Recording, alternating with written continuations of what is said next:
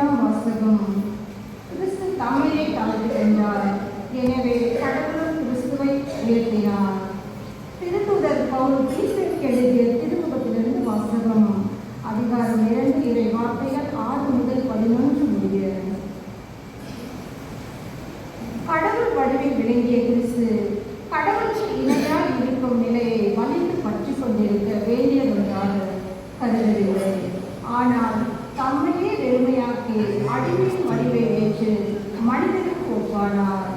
மனித உருவில் தோன்றி சாவை ஏற்கும் அளவுக்கு, அதுவும் சிலுவை சாவியை ஏற்கும் அளவுக்கு கீழ்ப்படித்து தம்மையே தாழ்த்தி கொண்டார்.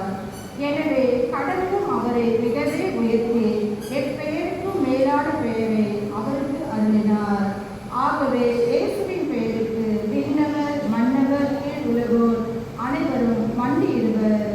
தந்தையாம் கடவுளின் மாட்சிக்காக இயேசு கிறிஸ்து ஆண்டவர் என எல்லா நாளுமே அழைக்கப்படும். ஆண்டவர் வழங்கும் வருவாக்கு.